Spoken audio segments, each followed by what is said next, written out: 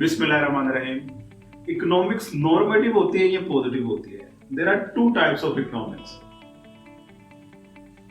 Normative economics और positive economics में difference क्या है? सबसे पहले पॉजिटिव साइंस आपको मैं बताता हूं, पॉजिटिव साइंस क्या होती है, उसके बाद मैं आपको बताऊंगा पॉजिटिव इकोनॉमिक्स कैसे कहते हैं।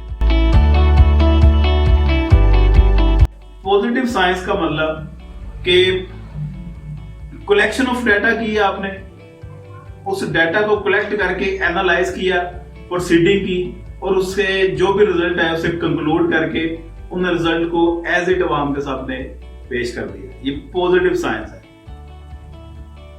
नॉर्मेटिव साइंस क्या होती है?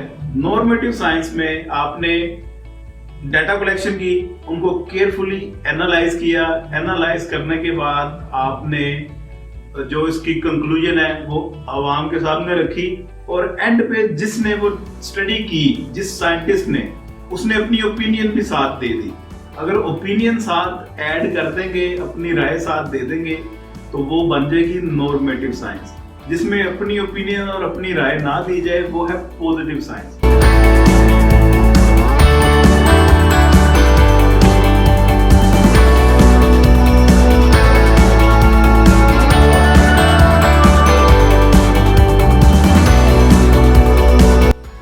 इकोनॉमिक्स की तरफ, इकोनॉमिक्स पॉजिटिव है या नॉर्मेटिव है?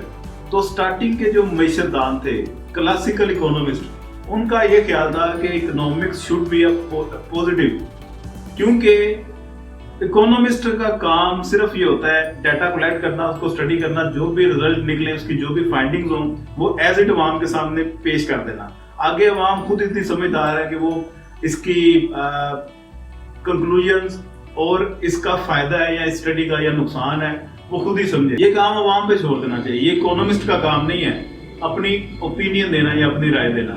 जो बाद के इकोनॉमिस्ट थे, न्यू क्लासिकल इकोनॉमिस्ट, उनके नजदीक economics should be a normative. क्यों?